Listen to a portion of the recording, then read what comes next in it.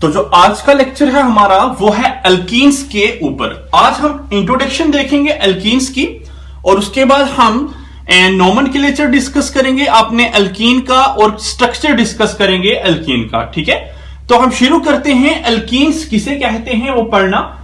Already हमने alkene में alkene की preparation, chemical properties, structure, isomerism, physical properties वो सब कुछ हमने डिस्कस कर लिया है। तो ये सेकंड सब यूनिट है हाइड्रोकार्बन वाले यूनिट का, जिसमें हमने एल्कीन्स के बारे में डिटेल्ड स्टडी कर ली है। तो एल्कीन्स क्या होता है वो समझिए और जरा देखिए कि एल्कीन किसे कहते हैं।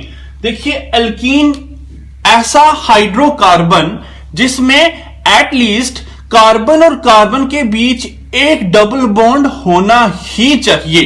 ठीक है, उसे हम कहते हैं एल्कीन। अब एटलीस्ट कार्बन और कार्बन के बीच डबल बॉन्ड होना चाहिए, इसका मतलब क्या है कि फॉर एग्जांपल आपके सामने ये कार्बन की चेन है, ये है आपके सामने कार्बन की एक चेन। इस कार्बन की चेन में आपको दिखाई दे रहा होगा कि हर जगह कार्बन और कार्बन के बीच सिंगल बॉन्ड है, लेकिन इन जगहों में इन कार्बन और कार्बन के बीच कभी एक बॉन्ड ऐसा भी आना चाहिए, वो मे बी टर्मिनल पोजीशन पे हो या वो मे बी कहीं बीच में हो, सेंटर में हो, एक डबल बॉन्ड होना जरूरी है। ठीक है, तो उसे हम क्या बोलते हैं, एल्कीन कहते हैं। अगर दो ही कार्बन हुए तो दो कार्बन के लिए तब भी एक डबल बॉन्ड होगा। अगर तीन कार्बन हुए तो फॉर एग्जांपल ये है हमारा तीन कार्बन में भी एक डबल बॉन्ड होना जरूरी है, तो उसे हम एल्कीन कहते हैं। अब ये मत सोचिए कि एक ही डबल बॉन्ड होगा तभी एल्कीन होगा, अगर एक और डबल बॉन्ड हो गया तो वो भी एल्कीन है, लेकिन उसे हम डाइईन लिखते हैं। ये थोड़ा थोड़ा हमने पढ़ा हुआ है।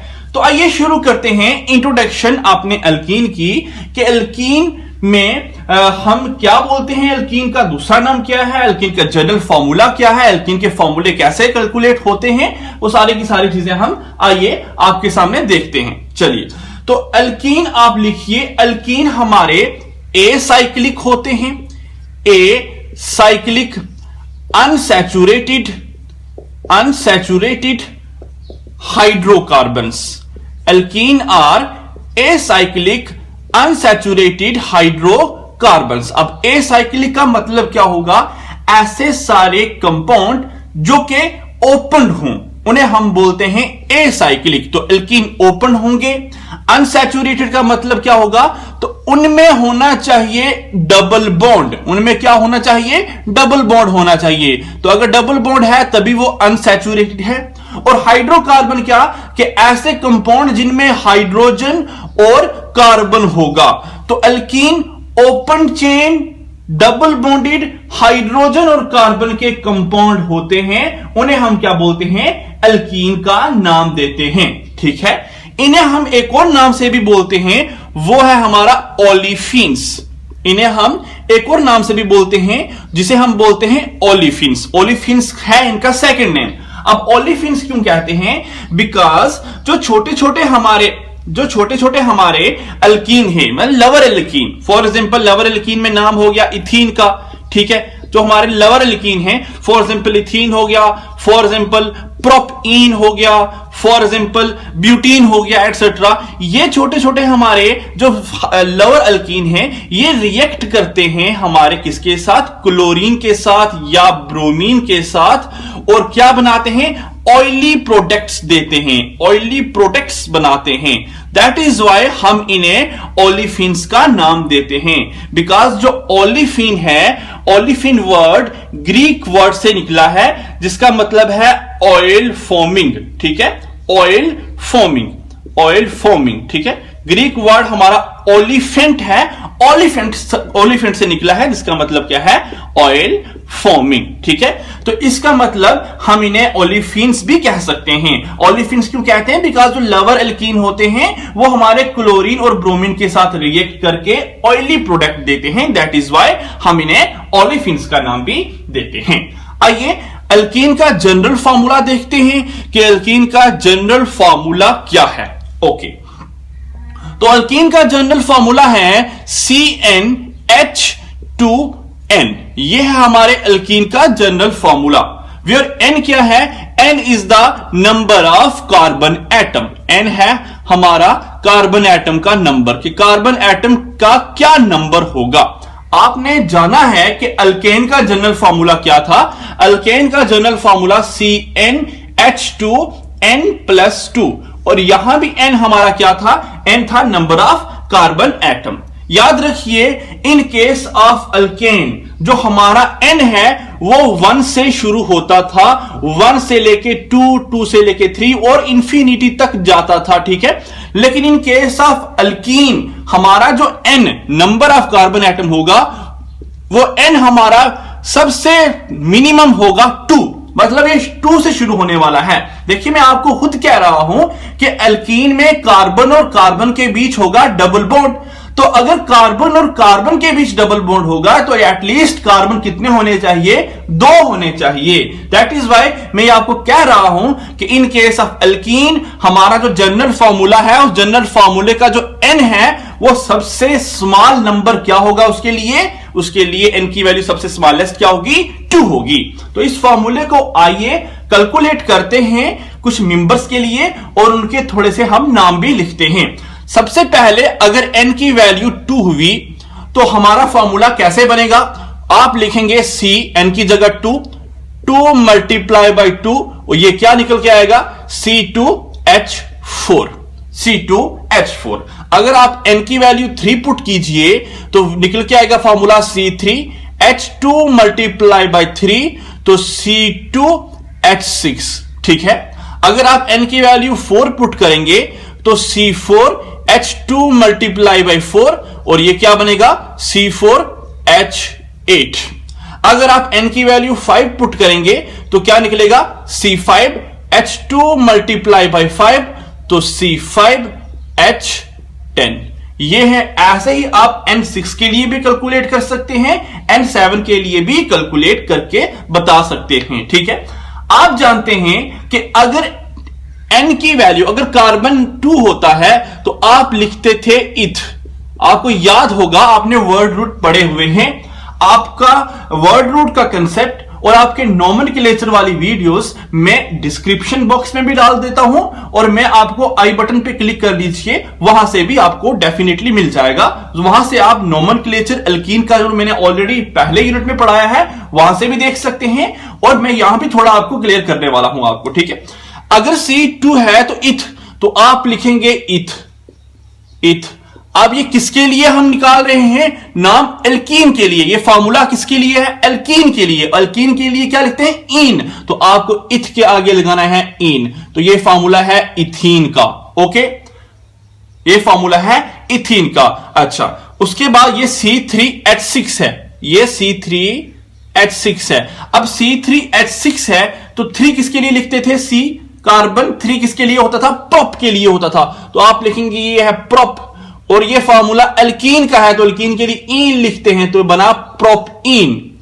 C4 क्या होता है, C4 होता है ब्यूट, और फार्मूला अल्कीन का है तो ब्यूटइन, ठीक है। C5 क्या होता है, पेंट, और ये फार्मूला अल्कीन का है तो इन लिखेंगे आगे, पेंट इन। तो ये बना हमारे, इस तरीके से हम छोटे छोटे मेंबर्स के नाम दे सकते हैं। बस एक चीज इंपॉर्टेंट है यहां पे आपको याद रखने वाली, वो ये कि आप सबसे पहला मेंबर यहां पे किसे बोलेंगे, इथीन को बोलेंगे। The first member of alkyne family is ethene, and first member of alkane family is methane. वो वहां मीथेन था लेकिन यहां क्या है, इथीन है। तो इस तरीके से हम क्या कर सकते हैं, अपने एल्कीन का आराम से फॉर्मूलेस कैलकुलेट कर सकते हैं, और उनके नाम हम कैसे देते हैं वो मैं डिस्क्रिप्शन बॉक्स में भी डाल दूंगा, और आपको थोड़ा थोड़ा यहां में समझाने वाला हूं। तो आइए कुछ नाम लिखते हैं और उनके हम IUPAC नोमेनक्लेचर जो हमने पढ़ा था उसके बेस पे उनके नाम डिस्कस करते हैं।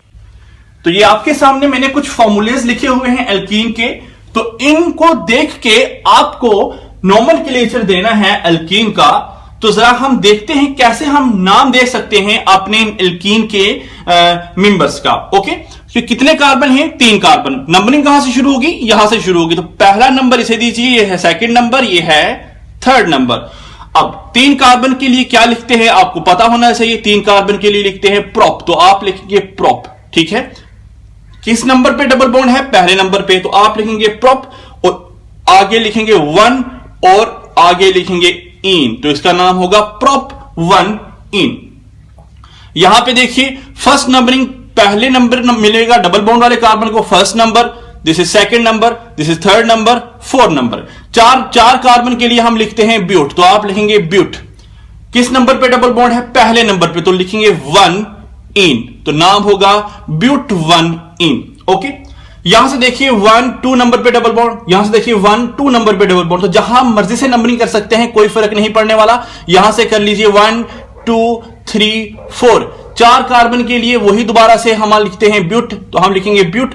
अब किस कार्बन पे डबल बॉन्ड है? सेकंड कार्बन पे डबल बॉन्ड है, तो लिखेंगे ब्यूट 2 इन, तो नाम होगा इसका ब्यूट 2 इन। ओके, यहां आइए, यहां से नंबरिंग करेंगे तो 1 नंबर पे कोई डबल बॉन्ड नहीं है, यहां से करेंगे 1 नंबर पे कोई डबल बॉन्ड, लेकिन यहां से करेंगे तो 1 नंबर पे डबल बॉन्ड है, तो जहां से अनसैचुरेशन या डबल बॉन्ड पहले होता है वहां से आप नंबरिंग कर दीजिए 1 2 3।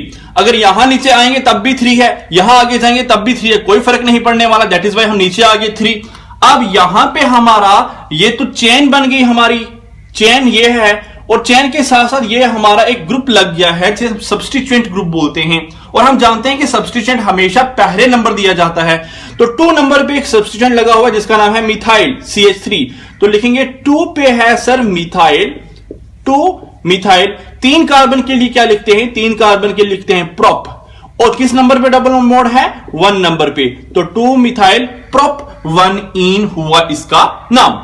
तो यहां से नंबरिंग कीजिए फिर से दोबारा, 1 सेकेंड थर्ड फोर्थ। अब ये सामने सामने आपके सामने ये वाली चेन है, ये वाली हमारे कार्बन की चेन है, और यहां पे ये है सब्स्टिट्यूएंट। अब किस नंबर पे मिथाइल लगा हुआ है? थर्ड नंबर पे, तो हम लिखेंगे 3 मिथाइल। थर्ड नंबर पे मिथाइल है तो लिखेंगे 3 मिथाइल। 4 कार्बन के लिए लिखते हैं ब्यूट, 3 मिथाइल ब्यूट, और पहले कार्बन पे डबल बॉन्ड है तो 3 मिथाइल ब्यूट 1 इन हुआ इसका नाम। अब यहां पे आपको देखना है नंबरिंग कैसे करनी है, तो यहां 1 2 3 4, या यहां से देख लीजिए 1 2 3 4। आपको चेन के अंदर कार्बन का डबल बॉन्ड सेट करना है, तो हम ये वाली चेन सेलेक्ट कर लेते हैं।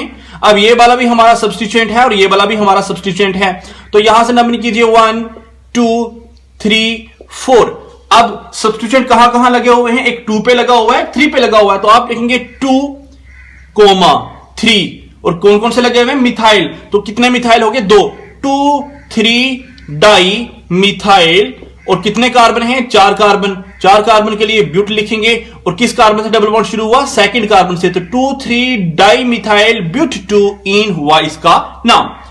अब यहां देखिए हमारी चेन कौन सी है? ये है 1 2 3 4, आगे आएंगे तो 5 पे चेन खत्म हो जाएगी, लेकिन 1 2 3 4 5 है, इधर जाएंगे तो 6 पे खत्म होगी, तो डेफिनेटली अपनी चेन को लंबी वाली सिलेक्ट करना होता है हमेशा।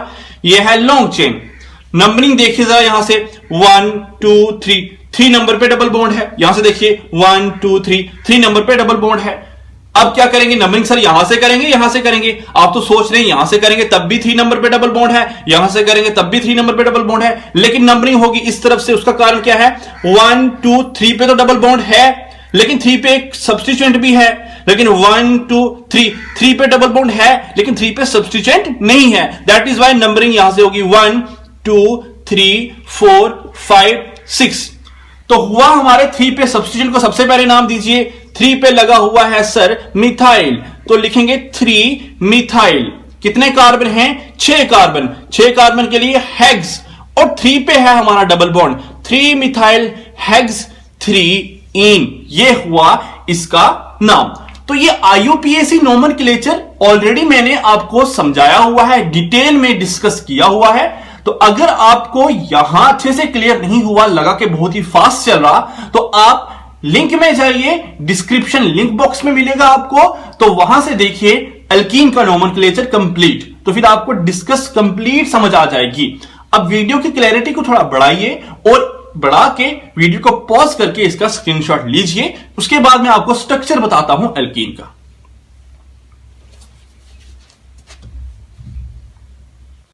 तो हमारे सिलेबस में है स्ट्रक्चर ऑफ एल्कीन, में सिर्फ इथीन का स्ट्रक्चर जो हमें डिस्कस करना है आपके सामने, इथीन का स्ट्रक्चर। ये थोड़ा सा तो आप जानते हैं कि हमारा इथीन कैसा दिखता होगा, वो कार्बन और कार्बन के बीच डबल बॉन्ड है, और हम जानते हैं कि इथीन का फॉर्मूला होता है C2H4। तो दो कार्बन तो लगा दिए, लेकिन साथ में दो हाइड्रोजन भी लगाने हैं, तो ये हमने 4 हाइड्रोजन दो एक कार्बन पे लगाए हैं और 2 दूसरे कार्बन। ये है हमारा इथीन। हमें इसका स्ट्रक्चर ये बना कैसे, वो आपके सामने लाना है, वो आपको बताना है कि इथीन का स्ट्रक्चर ऐसा कैसे बन सकता है। अब देखिए कितने कार्बन है, एक कार्बन है और ये है हमारा दूसरा कार्बन। तो आपको क्या करना है, यहां पे इथीन की इलेक्ट्रॉनिक कॉन्फ़िगरेशन लिखनी पड़ेगी। इथीन में कार्बन की इलेक्ट्रॉनिक कॉन्फ़िगरेशन, कार्बन का एटॉमिक नंबर होता है 6। आराम से समझने की कोशिश कीजिए, डिटेल में सारा का सारा क्लियर होने वाला है। अच्छा जी, 6 एटॉमिक नंबर है, तो electronic configuration 1s2 2s2 2p2। यह है हमारे कार्बन की इलेक्ट्रॉनिक कॉन्फ़िगरेशन। यह है कार्बन नंबर फर्स्ट, उसकी electronic configuration. Carbon number second भी होगा तो उसकी भी सेम इलेक्ट्रॉनिक कॉन्फ़िगरेशन होने वाली है इस कार्बन की, और वो क्या है 1s2 2s2 और 2p2। यह है हमारे दोनों कार्बन की इलेक्ट्रॉनिक कॉन्फ़िगरेशन। हम जानते हैं कि यहां पे वैलेंस वाली शेल कौन सी है। भाई वैलेंस शेल वो वाली शेल होती है जिसके लिए प्रिंसिपल क्वांटम नंबर सबसे बड़ा हो, जिसे मैं अंडरलाइन कर रहा हूं। अगर आपको प्रिंसिपल क्वांटम नंबर नहीं पता तो याद रखिए, जो नंबर सबसे बड़ा होगा वो वाली वैलेंस शेल में आएगी। तो ये है वैलेंस शेल। और थोड़ा थोड़ा ये बेसिक पता होना चाहिए कि only valence shell can take part in bond formation और हाइब्रिडाइजेशन। सिर्फ वैलेंस शेल वाले इलेक्ट्रॉन ही बॉन्डिंग में टेक पार्ट करते हैं, इनर शेल वाले इलेक्ट्रॉन कभी भी बॉन्डिंग में टेक पार्ट नहीं करते। तो आपको इसी इलेक्ट्रॉनिक कॉन्फ़िगरेशन को आपको ऑर्बिटल की टर्म में लिखना है, जो आप बॉक्सेस वाली इलेक्ट्रॉनिक कॉन्फ़िगरेशन बनाते हैं। तो आप लिखेंगे कार्बन का ये है 2s ऑर्बिटल और आपके कार्बन का ये है 2p ऑर्बिटल। p के 3 ऑर्बिटल होते हैं। इसी तरीके से कार्बन का ये है 2s ऑर्बिटल और कार्बन के ये हैं 2p ऑर्बिटल। अब कार्बन हमारे ग्राउंड स्टेट में था, तो ग्राउंड स्टेट में 2s में 2 इलेक्ट्रॉन हैं और 2p में 2 इलेक्ट्रॉन हैं। इस कार्बन में भी ग्राउंड स्टेट में 2 इलेक्ट्रॉन हैं कार्बन के 2s में, और यहां भी 2p में 2 इलेक्ट्रॉन हैं। तो यहां आप नाम मेंशन कर लीजिए, बाद में कंफ्यूजन हो जाएगी, दैट इज वाई पहले ही नाम मेंशन कर लेते हैं। अच्छा, यह है carbon ground state electronic configuration. ऐसी स्टेट जहां जिसमें अभी वो बॉन्ड बनाने के बारे में सोच ही नहीं रहा, अकेला है, फ्री है, ठीक है। अब उसे आया ख्याल मन में कि मैंने क्या करनी है, मैंने अपने आप को स्टेबल करना है, बिकॉज मेरे इर्द गिर्द इलेक्ट्रॉन की कमी है। तो वो क्या करेगा, बॉन्ड बनाने की कोशिश करेगा। जब वो बॉन्ड बनाने की कोशिश करेगा तो कार्बन ग्राउंड स्टेट से चला जाएगा एक्साइटेड स्टेट में। एक कार्बन भी एक्साइटेड स्टेट में जाएगा और दूसरा कार्बन जो हमारा है वो भी कहां जाएगा, एक्साइटेड स्टेट में। जब एक्साइटेड स्टेट में कार्बन जाएंगे तो कार्बन का जो हमारा 2s वाला ऑर्बिटल था, उस 2s वाले ऑर्बिटल से क्या होने वाला है, उस 2s ऑर्बिटल में जो दो इलेक्ट्रॉन प्रेजेंट हैं, वहां से एक इलेक्ट्रॉन एक्साइट करेगा, वहां से एक इलेक्ट्रॉन एक्साइट करेगा और जहां खाली था वहां चला जाएगा एक इलेक्ट्रॉन। यहां से भी एक इलेक्ट्रॉन एक्साइट किया और जहां हमारा 2p वाला ऑर्बिटल बॉक्स खाली था वहां चला जाएगा हमारा इलेक्ट्रॉन। तो कार्बन की वहां से शिफ्ट हुआ, कार्बन जंप किया और हायर एनर्जी स्टेट में 2p वाले ऑर्बिटल में चला गया। हम जानते हैं एक फिनोमिना हाइब्रिडाइजेशन का, और हाइब्रिडाइजेशन क्या होती है, ऐसा फिनोमिना जिसमें क्या हो, ऑर्बिटल अपनी एनर्जी इक्वल कर दें, सारे के सारे ऑर्बिटल की इक्वल एनर्जी हो, इक्वल शेप हो, इक्वल ओरिएंटेशन हो। तो अब यहां पे होती है हाइब्रिडाइजेशन। हाइब्रिडाइजेशन कैसी होगी कि हमारा एक 2s वाला ऑर्बिटल और 2 2p वाले ऑर्बिटल, एक हमारा 2s वाला ऑर्बिटल और 2p के कितने, सिर्फ 2, तीसरा नहीं। एक 2s वाला ऑर्बिटल और 2p के कितने, सिर्फ 2, तीसरा नहीं। ये आपस में हाइब्रिडाइज, ये तीनों अपनी एनर्जी को रीडिस्ट्रीब्यूट करेंगे, ये तीनों अपनी शेप इक्वल करेंगे, ये तीनों अपनी एनर्जीज इक्वल करेंगे, ओरिएंटेशन इक्वल करेंगे। तो हाइब्रिडाइजेशन करेंगे। s का 1 है, p के 2 है, तो sp2 हाइब्रिडाइजेशन। s का 1 है तो p के 2 है, sp2 हाइब्रिडाइजेशन। दोनों कार्बन में sp2 हाइब्रिडाइजेशन हो रही है। यहां तक आपको क्लियर हो जाना चाहिए। मैं किस कार्बन की बात कर रहा हूं, मैं इन कार्बन की बात कर, फर्स्ट कार्बन, सेकंड कार्बन, यहां पे हाइड्रोजन, यहां भी हाइड्रोजन, यहां भी हाइड्रोजन, यहां भी आपको कंफ्यूजन ना हो, दैट इज वाई मैं साथ साथ स्ट्रक्चर भी आपको बता रहा हूं। इस कार्बन में भी sp2 हाइब्रिडाइजेशन, इस कार्बन में भी sp2 हाइब्रिडाइजेशन हुई। क्लियर है। अब sp2 हाइब्रिडाइजेशन हुई तो इसका मतलब कितने हाइब्रिड ऑर्बिटल बने, एक और p के दो, तीन हाइब्रिड ऑर्बिटल बने। तीन हाइब्रिड ऑर्बिटल बना रहा है यहां पे हमारा, एक कार्बन भी और दूसरा कार्बन भी। तो एक हाइब्रिड ऑर्बिटल की शक्ल मैंने उस दिन भी आपको बताई थी, एक बड़ा लोब होता है, एक छोटा लोब होता है। तो जरूरी नहीं कि हर टाइम छोटा लोब मेंशन किया जाए, ठीक है, दैट इज वाई हम बड़ा एक ही लोब मेंशन करते हैं। तो तीन हाइब्रिड ऑर्बिटल बनाएगा, ये एक हाइब्रिड ऑर्बिटल कार्बन का, ये कार्बन का दूसरा हाइब्रिड ऑर्बिटल और ये कार्बन का तीसरा हाइब्रिड ऑर्बिटल। ये है कार्बन के तीन हाइब्रिड ऑर्बिटल और उनमें कितने इलेक्ट्रॉन है, एक सिंगल इलेक्ट्रॉन है। तो एक इलेक्ट्रॉन, एक इलेक्ट्रॉन। ये कार्बन नंबर फर्स्ट की बात चली है, क्लियर है। अब कार्बन नंबर सेकंड में भी हाइब्रिड ऑर्बिटल कितने हैं, तीन हैं। तो कार्बन नंबर सेकंड में तीन हाइब्रिड ऑर्बिटल बनाता हूं। यह है कार्बन नंबर सेकंड, एक हाइब्रिड ऑर्बिटल ये, एक हाइब्रिड ऑर्बिटल ये और एक हाइब्रिड ऑर्बिटल ये। और उनमें भी कितने इलेक्ट्रॉन हैं, एक और एक, तीन इलेक्ट्रॉन है। क्लियर है आपको, यहां तक क्लियर हो जाना चाहिए, बड़े ही आसान है, ठीक है।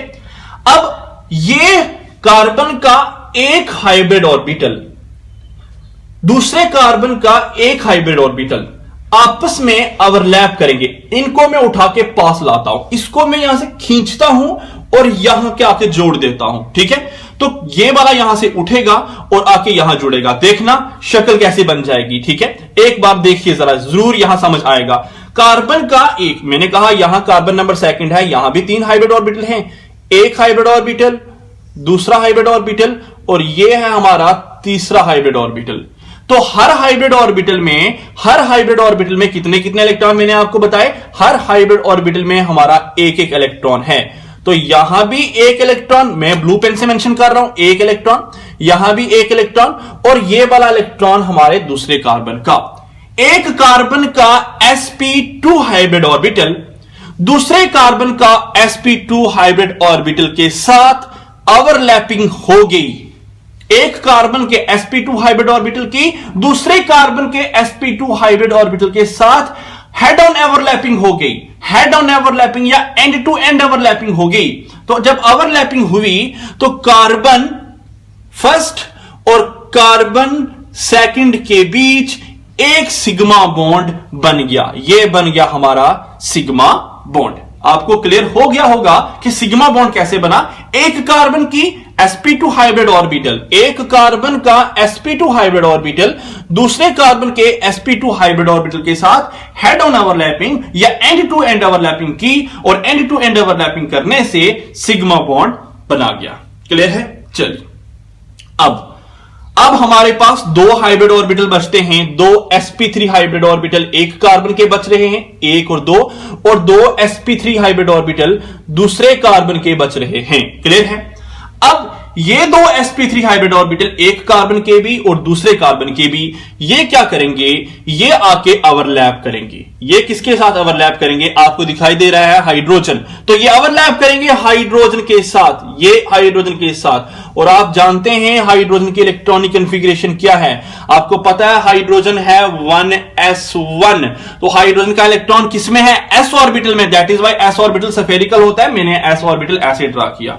और s ऑर्बिटल में एक इलेक्ट्रॉन है तो एक इलेक्ट्रॉन ड्रा कीजिए, एक इलेक्ट्रॉन ड्रा कीजिए, एक इलेक्ट्रॉन ड्रा कीजिए, एक इलेक्ट्रॉन ड्रा कीजिए। तो कार्बन का sp2 hybrid, sorry sp2, carbon का sp2 हाइब्रिड ऑर्बिटल हाइड्रोजन के s ऑर्बिटल के साथ, एटॉमिक ऑर्बिटल के साथ हेड ऑन ओवरलैपिंग करेगा तो कार्बन और हाइड्रोजन सिग्मा बॉन्ड बना देगा। यहां कार्बन का sp2 हाइब्रिड ऑर्बिटल हाइड्रोजन के 1s ऑर्बिटल के साथ हेड ऑन ओवरलैपिंग करेगा, कार्बन और हाइड्रोजन यहां सिग्मा बॉन्ड बनाएगा।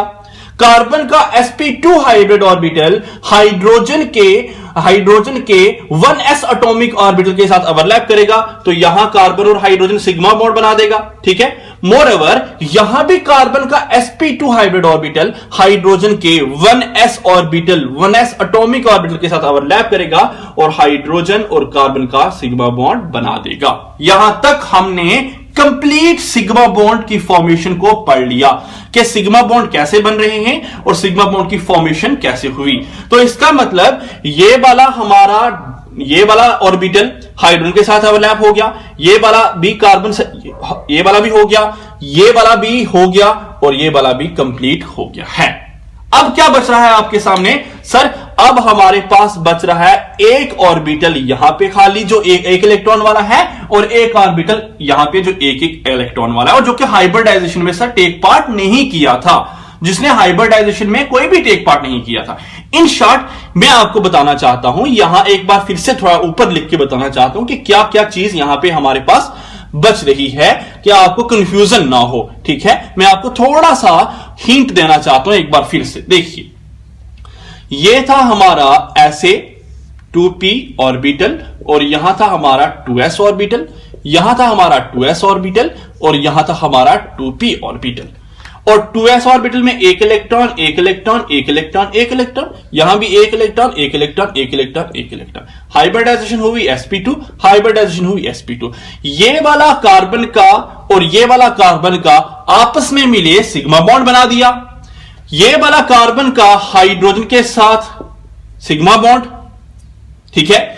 ये वाला कार्बन का फर्स्ट का हाइड्रोजन के साथ सिग्मा बॉन्ड, ठीक है। ये वाला कार्बन का हाइड्रोजन के साथ सिग्मा बॉन्ड, ये वाला कार्बन का हाइड्रोजन के साथ सिग्मा बॉन्ड।